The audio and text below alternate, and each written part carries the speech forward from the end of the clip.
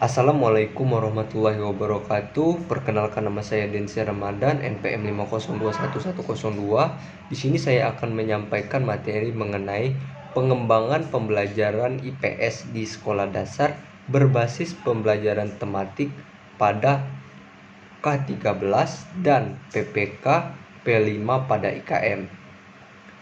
Pendekatan pembelajaran tematik dalam IPS sering juga disebut dengan pendekatan interdisipliner. Model pembelajaran tematik pada hakikatnya merupakan suatu sistem pembelajaran yang memungkinkan peserta didik, baik secara individual maupun kelompok aktif, mencari, menggali, dan menemukan konsep serta prinsip-prinsip secara holistik dan otentik. Oke, selanjutnya kita beralih ke model pembelajaran IPS terpadu. Model-model pembelajaran IPS terpadu ini terbagi menjadi 3. Yang pertama yaitu model integrasi berdasarkan topik. Dalam pembelajaran IPS terpadu dapat dilakukan pembelajaran berdasarkan topik yang terkait, misalnya kegiatan ekonomi penduduk. Kegiatan ekonomi penduduk dalam dikembangkan dan dituju dari berbagai disiplin ilmu yang tercakup di dalam IPS. Kegiatan ekonomi penduduk dalam hal ini ditinjau dari persebaran dan kondisi geografis yang tercakup di dalam disiplin geografi. Secara sosiologi, kegiatan ekonomi penduduk dapat mempengaruhi interaksi sosial di masyarakat atau sebaliknya.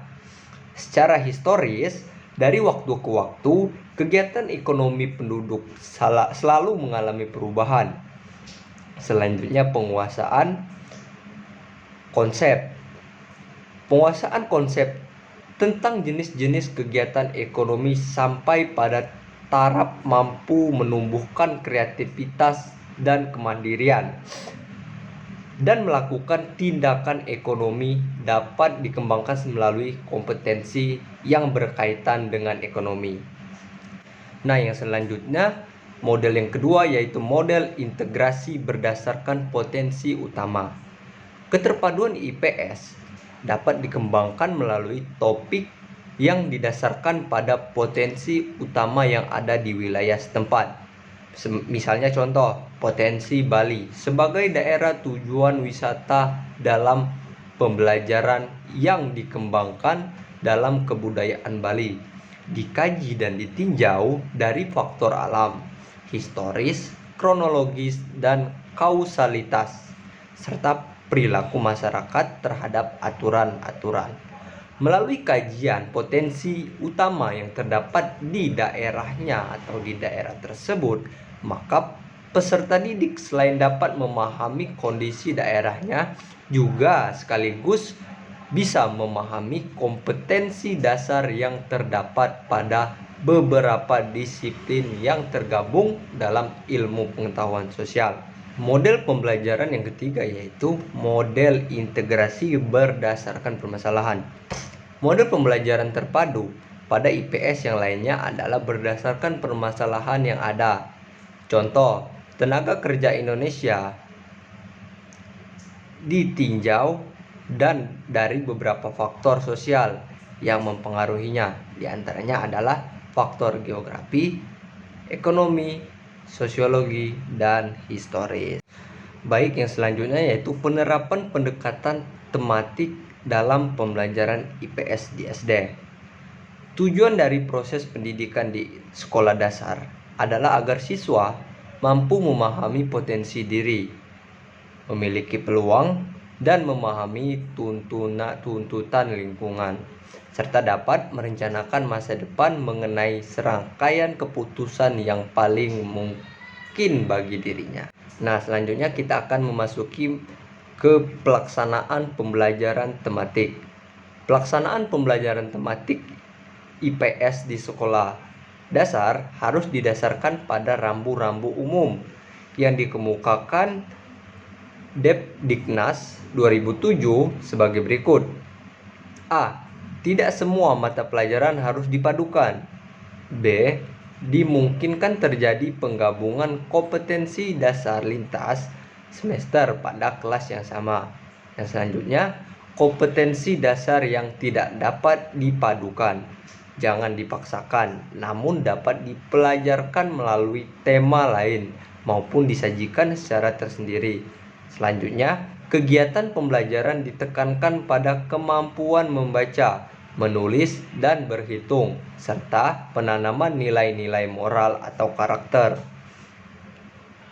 Selanjutnya, setiap kegiatan pembelajaran hendaknya selalu mempergunakan alat peraga atau media yang relevan dengan pembelajaran tersebut. Yang selanjutnya, judul maupun jumlah tema yang dipilih atau yang ditentukan oleh masing-masing sekolah disesuaikan dengan karakteristik siswa, minat, lingkungan, dan daerah setempat. Agar pelaksanaan dapat optimal, jumlah peserta didik disesuaikan dengan jumlah guru di kelas agar tidak overload dan berlebihan, sehingga guru tidak kewalahan. Nah, yang selanjutnya yaitu perencanaan pembelajaran tematik. Perencanaan pembelajaran tematik ini meliputi pemetaan kompetensi dasar atau KD. Kegiatan pemetaan kompetensi dasar dilakukan untuk memperoleh gambar secara menyeluruh dan utuh semua standar kompetensi dasar, dan indikator berbagai mata pelajaran yang dipadukan dalam tema yang dipilih. Kegiatan yang dilakukan adalah yang pertama, penjabaran standar kompetensi atau SK dan kompetensi dasar atau KD ke dalam indikator, menentukan tema, identifikasi dan analisis SK, KD, dan indikator. Yang selanjutnya, pengembangan jaringan tema. Pembuatan jaringan tema pada dasarnya adalah kegiatan menghubungkan kompetensi dasar dan indikator dengan tema pemersatu. Dengan tema jaringan tersebut akan terlihat kaitan antara tema-tema tersebut.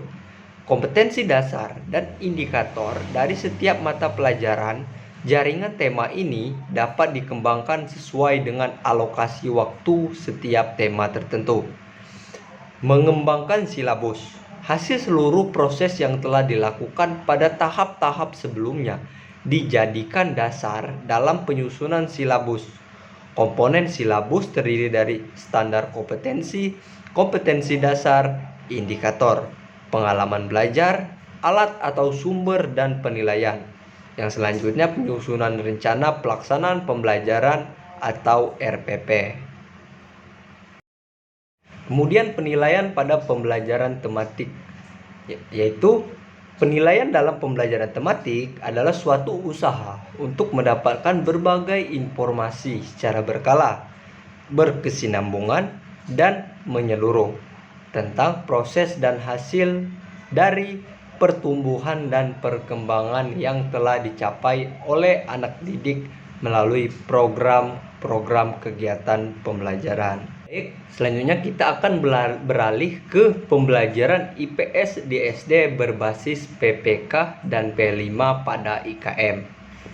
Pembelajaran IPS di SD berbasis PPK dan P5 pada IKM ini, ilmu pengetahuan sosial dalam kurikulum merdeka digabungkan menjadi mata pelajaran ilmu pengetahuan alam dan sosial atau IPAS dengan harapan dapat memicu anak untuk mengelola lingkungan alam dan sosial dalam satu kesatuan. Pendidikan IPAS memiliki peran dalam mewujudkan profil pelajar Pancasila sebagai gambaran ideal profil peserta didik Indonesia. IPAS membantu peserta didik menumbuhkan keingintahuan terhadap fenomena yang terjadi di sekitarnya pada saat ini. Keingintahuan ini dapat memicu peserta didik untuk memahami bagaimana alam semesta bekerja dan berinteraksi dengan kehidupan manusia di muka bumi. Tujuan dari pembelajaran ilmu pengetahuan alam dan sosial ini atau IPAS yaitu yang pertama, mengembangkan ketertarikan serta rasa ingin tahu sehingga peserta didik terpacu untuk mengkaji fenomena yang ada di sekitar manusia, memahami alam semesta dan kaitannya dengan kehidupan manusia. Yang kedua, berperan aktif dalam memelihara, menjaga, melestarikan lingkungan alam, mengelola sumber daya alam dan lingkungan dengan bijak. Yang ketiga, mengembangkan keterampilan inquiry untuk mengidentifikasi, merumuskan, hingga menyelesaikan masalah melalui aksi nyata. Yang keempat, mengerti siapa dirinya, memahami bagaimana lingkungan sosial dia berada, memaknai bagaimana kehidupan manusia dan masyarakat berubah dari waktu ke waktu. Yang kelima, atau memahami persyaratan yang diperlukan peserta didik untuk menjadi anggota suatu kelompok masyarakat dan bangsa, serta memahami arti menjadi anggota masyarakat, bangsa, dan dunia, sehingga dia dapat berkontribusi dalam menyelesaikan permasalahan berkaitan dengan dirinya dan lingkungannya di sekitar, dan mengembangkan pengetahuan, memahami konsep di dalam IPAS, serta menerapkan dalam kehidupannya sehari-hari. Kemudian karakteristik mata pelajaran ilmu pengetahuan alam dan sosial. Pertambahan populasi manusia yang terjadi secara eksponensial juga memicu banyak permasalahan yang dihadapi. Seringkali permasalahan yang muncul tidak dapat diselesaikan dengan melihat dari satu sudut pandang, keilmuan alam, atau dari sudut pandang ilmu sosial saja, melainkan dibutuhkan pendekatan yang lebih holistik yang meliputi berbagai macam lintas disiplin ilmu.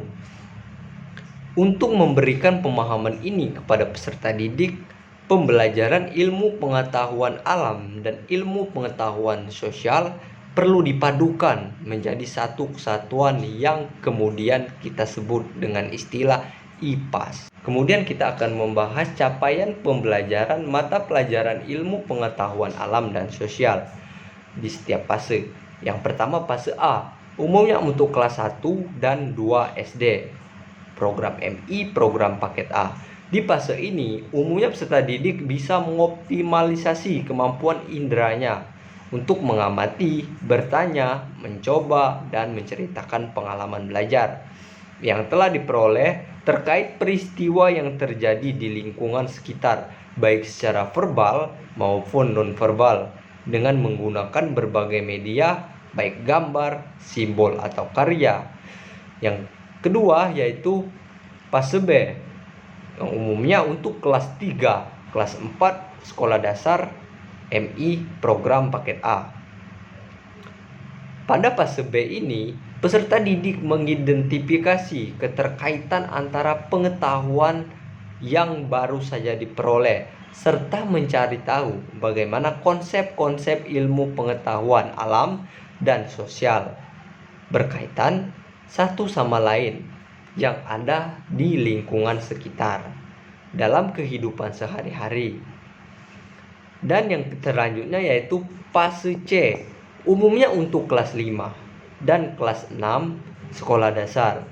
Pada fase C, peserta didik diperkenalkan dengan sistem perangkat unsur yang saling terhubung satu sama lain, berjalan dengan aturan-aturan tertentu untuk menjalankan fungsi tertentu, khususnya yang berkaitan dengan bagaimana alam dan kehidupan sosial saling berkaitan dalam konteks kebinekaan.